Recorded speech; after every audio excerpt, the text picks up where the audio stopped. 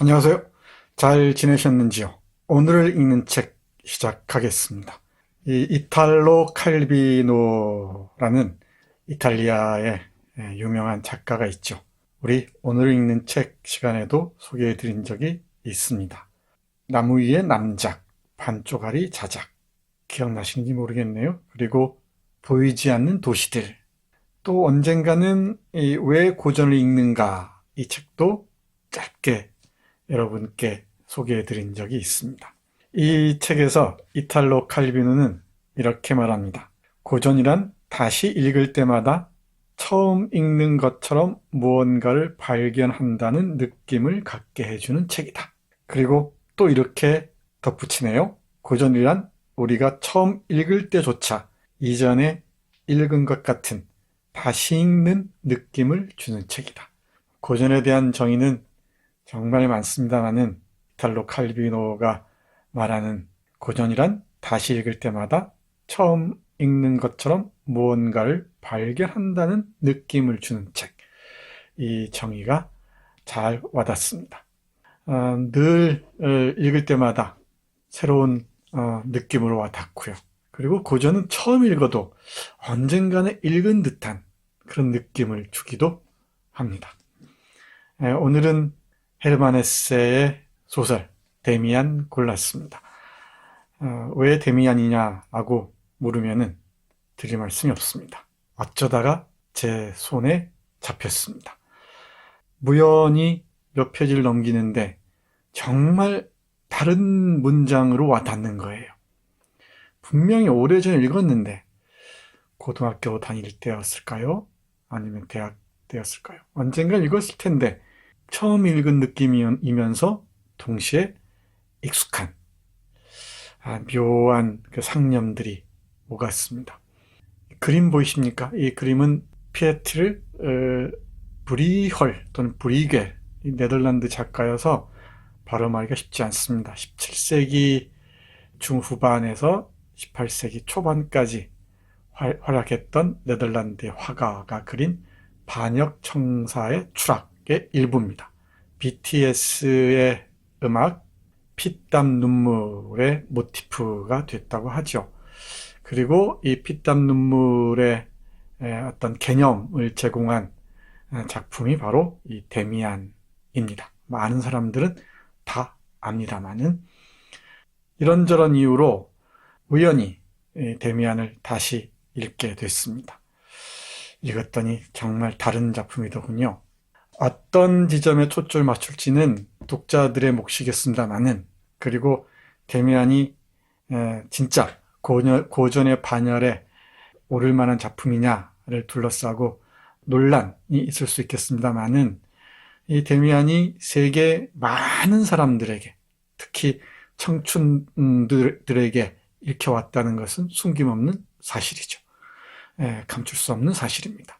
그렇다면 지금 여기에서 이 데미안을 어떻게 읽어야 할지 여러분과 함께 생각해 보도록 하겠습니다. BTS의 명곡 피땀 눈물을 들으셔도 좋고요. 그리고 이 피터 브리겔의 그림들, 일련의 그림들이 있는데 그 중에서 타락천사의 몰락, 아니죠, 반역천사죠. 반역천사의 몰락도 함께 보시면서 데미안 다시 넘겨보시기 바랍니다.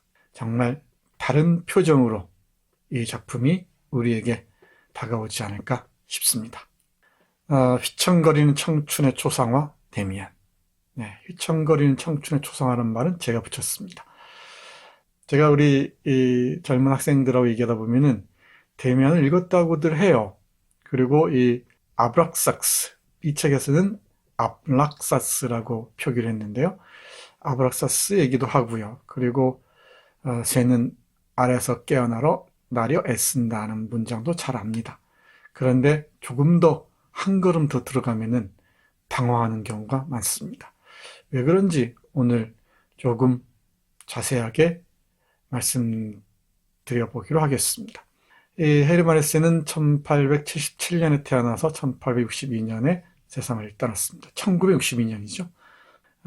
수레바퀴 아래서부터 시작해서 나르치소 골드문트, 우리 어릴 때는 지와 사랑이라는 제목으로 알려져 있었죠. 그리고 유리왈 유희, 걸작들이 많습니다. 시탈타도 빼놓을 수가 없죠. 그런데 헤르만 헤세는 1차 세계대전 중에 전쟁터로 입영을 하려고 했는데 여러 이유 때문에 전선에 배치되지 못하고 전쟁 포로들과 억류자들을 위한 그 일을 합니다. 그 일 가운데 하나가 잡지 발행이었죠. 그리고 1차 세계대전 중, 그리고 그 1차 세계대전이 끝난 이후에도 수많은 정치적 논문과 경고 호소문, 공개 서한을 여러 나라의 여러 신문과 잡지에 발표했습니다. 이 데미안을 읽다 보면은 데미안의 말을 통해서 또는 프리토리우스의 말을 통해서 이 정치적 논설문의 성격, 어떤 무거운 에세이적 성격의 이 언급들이나 발언들을 만날 수가 있습니다. 그래서 저는 이 데미안을 구체성을 갖춘 소설이라보다는 소설의 의장을 빈 에세이라고 생각을 합니다.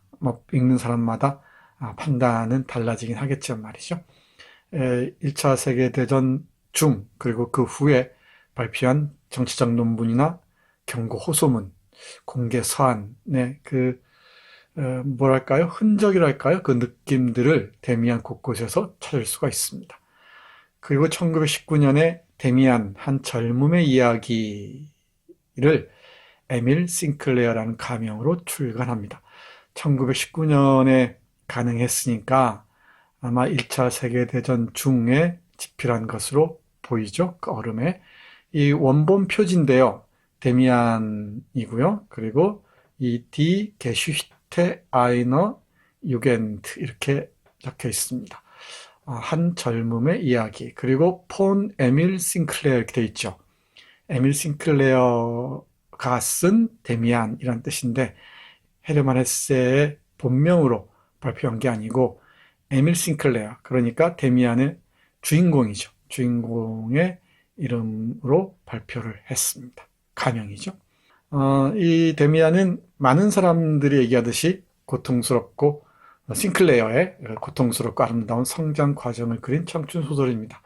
조금 더 상세히 말씀드리면 10살 무렵부터 시작해서 20살쯤 군대까지 가죠. 그 과정들 그리고 있습니다.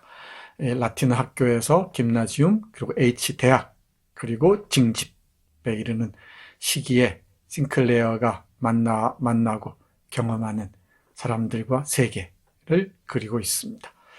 앞에서 말씀드렸듯이 이 이탈로 칼비노가 고전이란 다시 읽을 때마다 처음 읽는 것처럼 무언가를 발견한다는 느낌을 갖게 해주는 책이라고 했죠. 과연 그런지 함께 보시죠.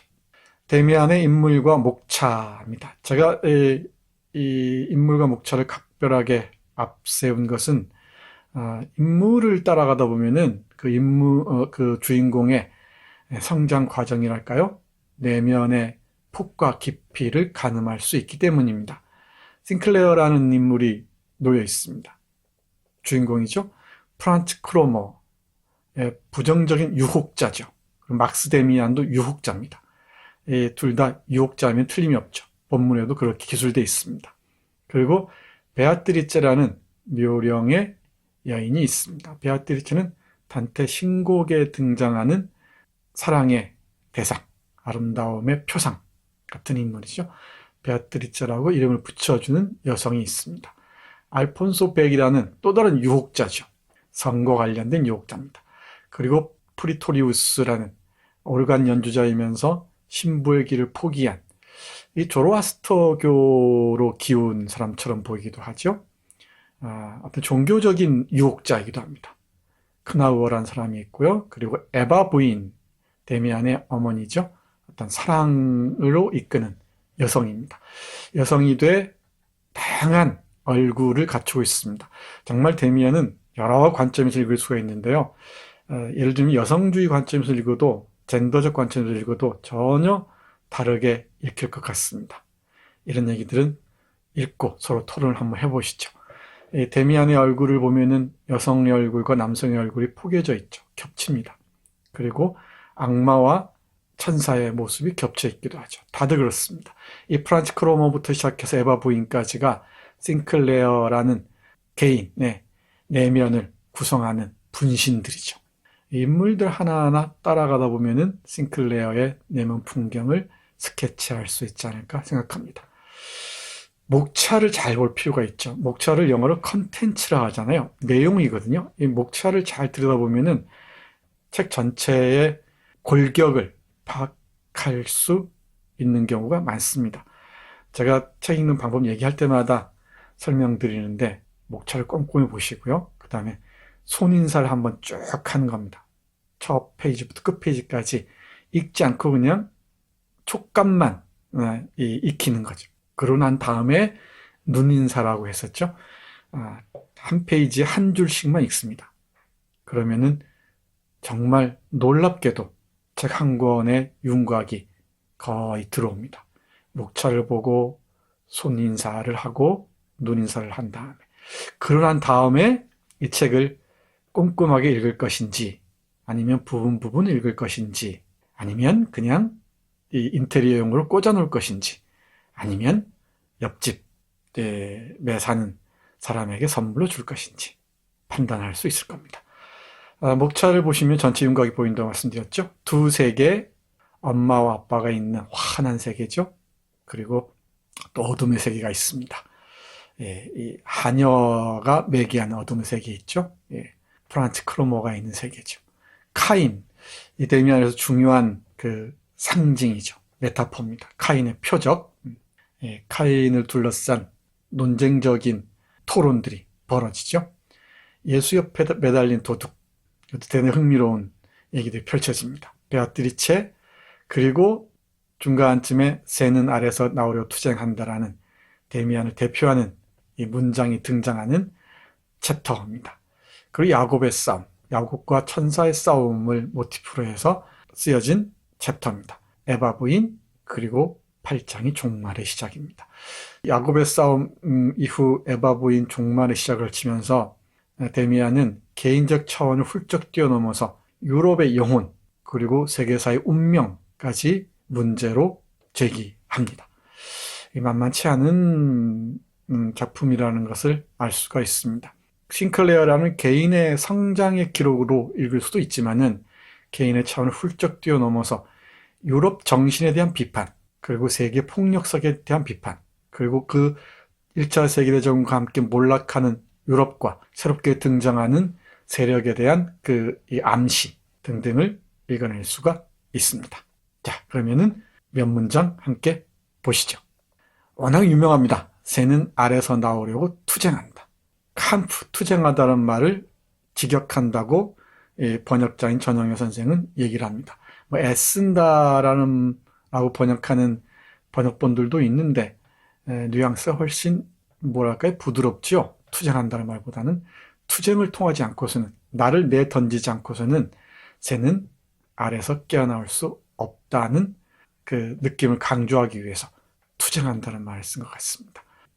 싱클레어가 그림을 그리잖아요. 우리 데미안도 그림 그리지만은 문장의 그 새의 모습을 그림으로 그립니다. 그림을 이렇게 묘사하고 있습니다. 이제 그것은 날카롭고 대담한 매의 머리를 가진 한 마리 맹금이었. 그의 몸 절반은 어두운 지구 땅덩이 속에 박혀 있는데 커다란 알에서 붙어있는 듯 땅덩이에서 나오려고 푸른 하늘 바탕 위에서 애쓰고 있었다. 그림을 꽤 오래 물끄러미 바라보고 있자니 점점 더 마치 내 꿈속에서 나타났던 색깔 있는 문장인 것 같았다.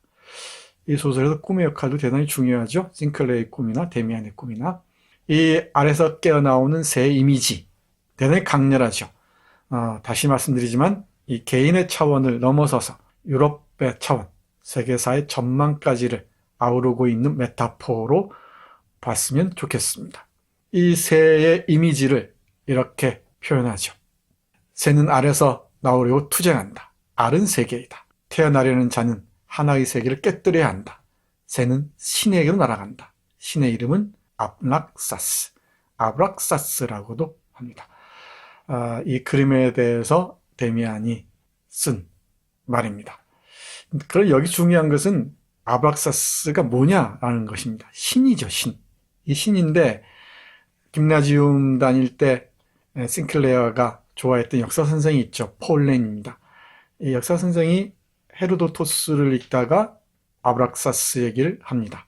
이렇게 언급하죠. 우리는 그 이름을 신적인 것과 악마적인 것을 결합시키는 상징적인 과제를 지닌 어떤 신성의 이름쯤으로 생각할 수 있겠습니다. 천사적인 요소와 악마적인 요소를 아울러 갖고 있는 상징적인 존재, 어떤 신과 같은 존재를 아브락사스라고 명명했다는 것이죠. 여러 신비주의적인 학설들을 예로 들면서 폴렌 선생이 설명하는 지점입니다. 사실 인간이 그렇죠. 악마적인 부분과 신적인 부분들, 천사적인 부분들을 다 갖추고 있죠. 어느 쪽을 보여주느냐가 삶의 중요한 목표가 돼야 할 것입니다. 뭐 잘못도 저지르고 못된 짓도 하는 게 또 인간이죠. 인간이니까 한 짓이고요.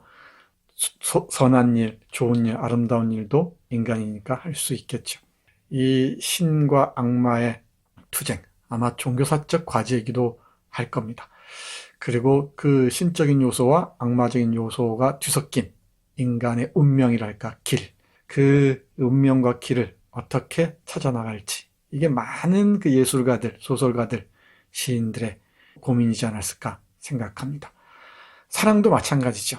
이 사랑에 대해서 언급하는 부분이 있는데요.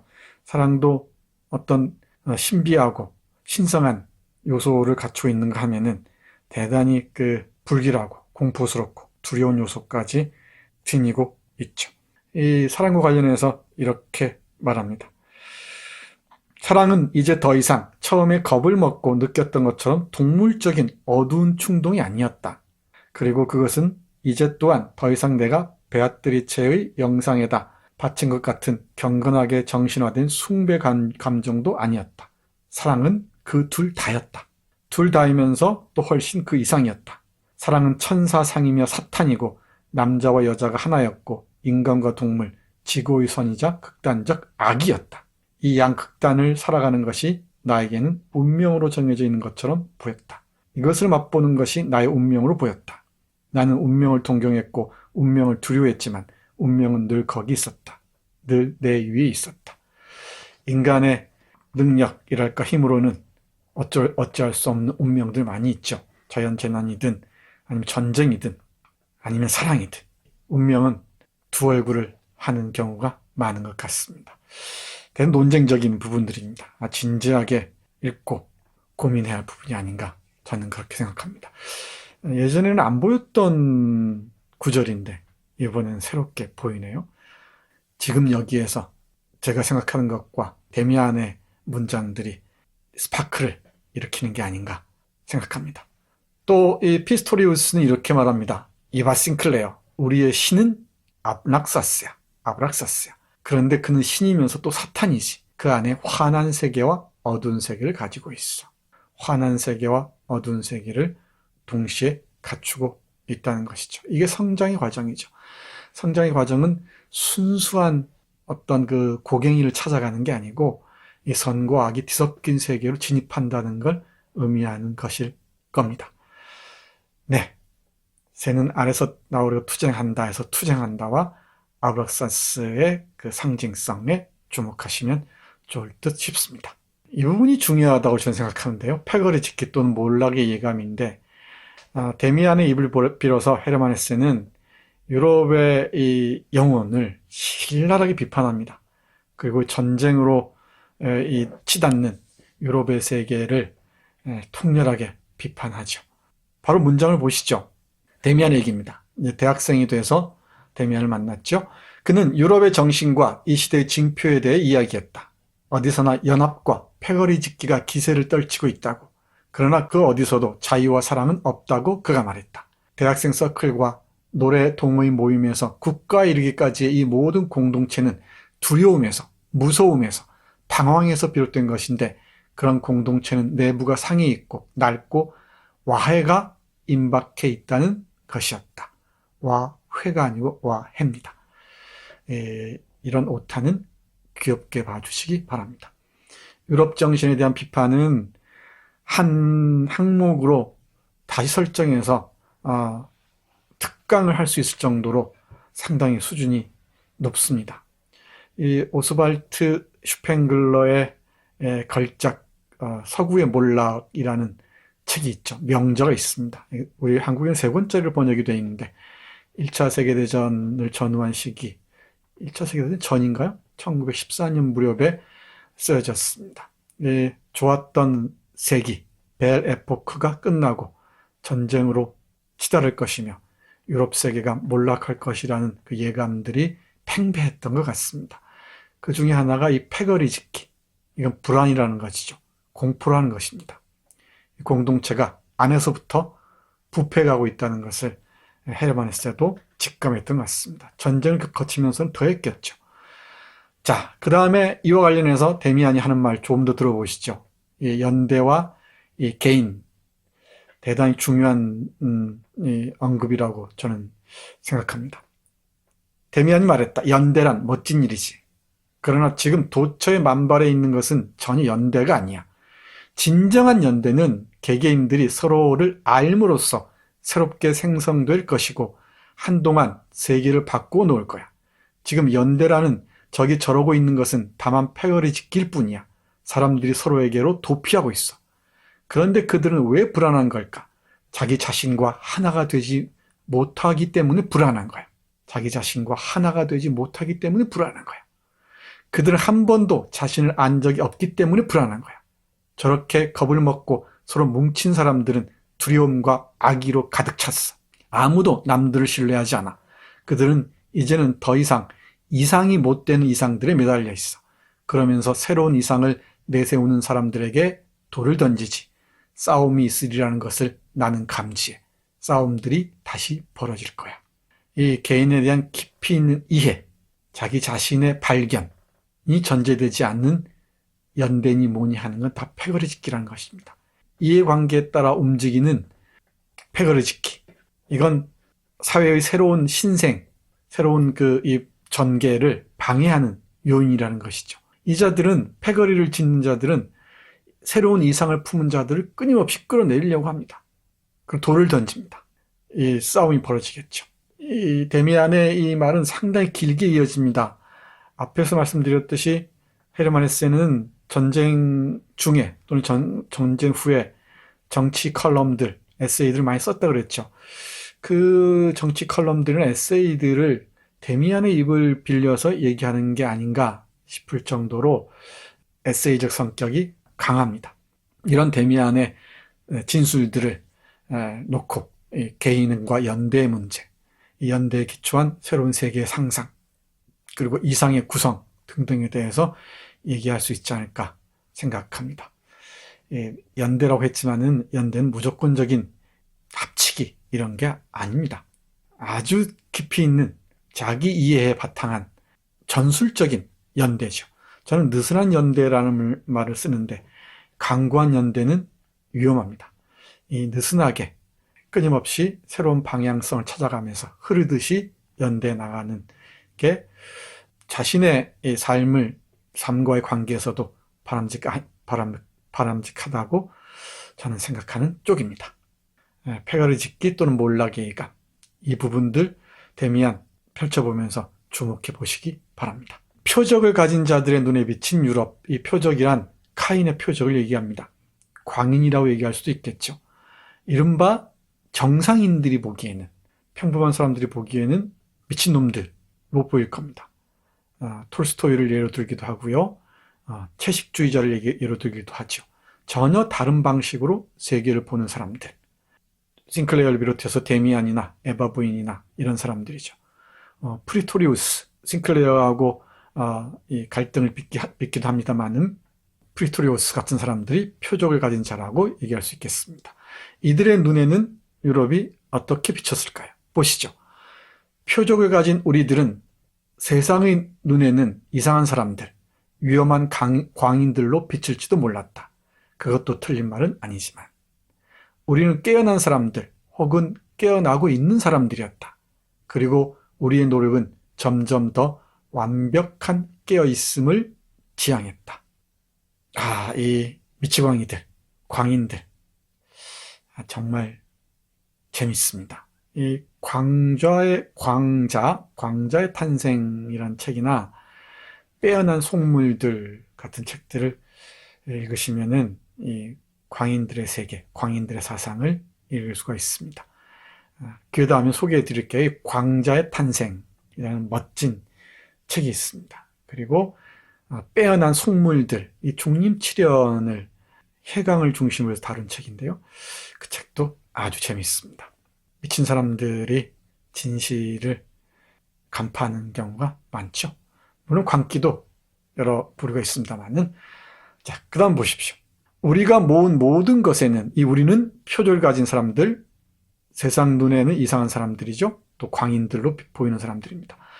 우리가 모은 모든 것에는 우리들 시대와 지금의 유럽에 대한 비판이 나왔다. 유럽은 엄청난 노력을 기울여 인류의 막강한 새로운 무기를 만들어냈으나 마침내는 깊은, 결국 통탄할 정신의 황폐화에 빠져버리고 말았던 것이다. 유럽은 온 세계를 획득했는데 그러느라 자신의 영혼을 잃어버리고 말았던 것이다. 이 유럽 정신의 황폐화를 읽어냅니다. 그리고 유럽은 자신의 영혼을 잃어버렸다고 얘기하죠. 물질 문명이 발전하는 그 소용돌이 속에서 유럽은 정신을 잃어버렸다고 얘기합니다. 19세기 말 20세기 초 문학들 읽으면은 어렵지 않게 읽을 수가 있죠. 그리고 2차 세계대전까지를 예감한 것처럼 보입니다. 나치 체제 하에서 이 헤르만 헤세의 책이 금서였다는 것은 잘 알려진 바와 같습니다. 자, 이런 세기를 끝장내기 위한 어떤 종말이 다가오고 있습니다. 전쟁이죠. 이 데미안의 마지막 챕터 8장이 종말의 시작이라고 했죠. 이 종말은 전쟁입니다. 이 막스 데미안과 싱클레어가 다 전쟁에 참전하죠. 그리고 막스 데미안은 암시적이긴 합니다만은 전쟁터에서 죽습니다. 그리고 싱클레어는 전쟁터에서 자신을 전쟁터에서 마지막 순간에 자신을 스쳐간 데미안을 생각하면서 그와, 즉 데미안과 싱클레어 자신이 닮았다고 생각하죠. 그러면서 마지막 문장을 이렇게 씁니다. 그와 내 친구이자 나의 인도자인 그와 완전히 닮아 있었다는 얘기죠. 데미안이 바로 싱클레어였다는 것, 싱클레어가 곧 데미안이었다는 것을 알 수 있습니다. 싱클레어의 여론은 데미안에게로 향하는 길이었던 셈입니다. 그 데미안의 예감입니다. 보시죠. 지금 오고 있는 것은 전쟁의 감이죠. 생각할 수도 없는 무엇이야. 유럽의 영혼은 무한히 오래 묶여있던 짐승이야. 자유로워지면 그 첫 활동은 그다지 사랑스러운 것은 아닐 거야. 그러나 그렇게 오랫동안 거듭거듭 없는 것처럼 거짓말하고 마비시켜 놓은 영혼의 진정 공궁이 드러나기만 하면 어느 길로 가든 어느 우회로로 가든 아무래도 괜찮아. 그때는 우리들의 날이 되는 거야. 철저한 파괴를 통해서 새로운 삶이 가능하다. 신생이 가능하다. 라고 얘기합니다. 이 파괴는 전쟁이 계기가 되겠죠. 데미안은 이 전쟁을 피하지 않죠. 전쟁의 자원에서 전쟁터로 나아갑니다. 그리고 그곳에서 죽습니다. 싱클레어도 전쟁을 피하지 않습니다. 세계가 몰락하는 것을 눈을 부릅뜨고 바라보죠. 그리고 그 몰락과 함께 신생을 예감합니다. 이 소설에서는 데미안을 매개로 한 싱클레어가 이 파괴, 전쟁이라는 이 파괴적인 상황에서 어떤 세계를 꿈꾸었는지를 읽어내는 게 핵심이 아닐까, 핵심 중의 하나가 아닐까 싶기도 합니다. 네, 해서 마지막을 몰락과 신생이라고 잡았습니다. 볼까요? 데미안의 말입니다. 아직 선포되지는 않았어. 그러나 전쟁이 일어날 거야. 이건 다만 시작이야. 전쟁 시작이라고 얘기하죠. 어쩌면 큰 전쟁이 될 거야. 몹시 큰 전쟁이. 그러나 이것도 그저 처음에 불과해. 새로운 것이 시작되지. 새로운 것이란 낡은 것에 매달린 사람들에게는 충격적이겠지. 이 전쟁은 단순한 상징이 아니고 비유가 아니고 실제 상황이었죠. 유럽 세계, 유럽 중심의 이 세계가 도달한 이 파괴적인 지점, 그 지점을 통과하고 나서 세계는 어떤 이상을 꿈꿀 것인지, 어떤 방향으로 나아갈 것인지, 헤르만 헤세는 데미안이라는 소설을 통해서 제시하고자 했던 것 같습니다. 이 파괴를 전제하지 않는 새로운 출발은 어려운 경우가 많죠. 자, 보시죠. 그래서 이렇게 이어서 말합니다. 깊은 곳에서는 이 전쟁이라는 표면을 보면 누가 영웅이니 누가 이겼니 졌니 하지만은 저 깊은 곳을 들여다보면은 무언가 생성 중에 있었다는 얘기입니다. 새로운 인간성 같은 무엇이, 왜냐하면 많은 사람들을 볼 수 있었으며 그들 중 어떤 사람들은 바로 내 곁에서 죽었다. 그들에게는 미움과 분노, 사륙과 말살이 대상에 매여 있지 않다는 통찰이 느껴졌다. 아니다. 대상들은 목표들과 꼭 마찬가지로 완전히 우연이었다. 원 느낌, 가장 거친 느낌들도 적에게 향하여 있는 것이 아니었다. 그들의 유혈의 위협은 오로지 내면의 그 자체 안에서 산산이 파열된 영혼의 발산이었다. 거대한 새가 알에서 나오려고 투쟁하고 있었다. 알은 세계였고 세계는 짓부수어져야 했다. 이 위선과 패거리짓기와 두려움으로 또는 황폐한 영혼으로 가득한 이 세계를 짓부수고 새로운 세계로 나아가야 한다고 말하는 셈입니다. 전쟁에서 누굴 죽고 죽이는 그런 상황을 재현해 보여주는 게 아니고 우리 안에 있는 구세계, 그 옛 세계의 황폐한 지점들, 타락한 지점들, 부패한 지점들을 깨부셔야 새로운 세상을 향해 날아갈 수 있다는 것이죠. 네, 이쯤 보시면은 이 데미안이라는 소설이 싱클레어라는 한 청년의 성장 과정을 그린 그 수준을 훌쩍 뛰어넘어서 새로운 세계를 지향하는 어떤 젊은이들의 정신적 고투까지 담고 있다는 것을 어렴풋하게나마 추측할 수 있을 것입니다. 다는 말씀 못 드렸습니다만은 데미안을 다시 한번 꼼꼼히 밑줄 그어가면서 읽어보시기 바랍니다. 그러면 전혀 다른 작품으로 와닿지 않을까 생각합니다. 싱클레어가 프리투리우스를 만나서 음악을 듣죠. 북스테우데라는 아주 유명한 음악가입니다. 16세기 말, 그죠? 이 무렵에 활약했던 음악가입니다. 음악가의 음악을 듣는데 이런 표현을 하네요. 마음이 짓눌릴 때면 피스토리우스에게 전해 들었던 북스테우데의 파사칼리아를 연주해달라고 청했다.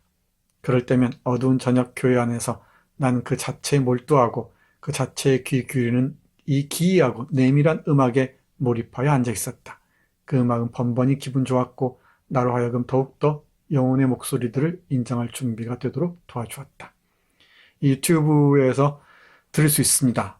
이 북스테우데의 파사칼리아를 꼭 들어보시기 바랍니다. 이 그림은 가정에서 연주하는, 살롱이겠죠. 살롱에서 연주하는 모습을 그린 것인데 턱을 괴고 있는 인물 보이죠? 저 인물이 북스테우데라고 합니다. 어떤 사람은 이 다감바를 연주하고 있는 첼로 비슷하게 생긴 악기 있죠? 비올라 다감바를 연주하고 있는 사람을 북스테우데라고 하는데 제가 확인하기에는 이 턱을 괴고 있는 사람이 북스테우데인 것 같습니다.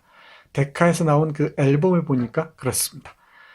자, 오늘은 고전 새로 읽기 헤르만 헤세의 데미안에서 제 관심을 끌었던 몇몇 부분들 여러분과 함께 했습니다. 마치겠습니다. 고맙습니다. 기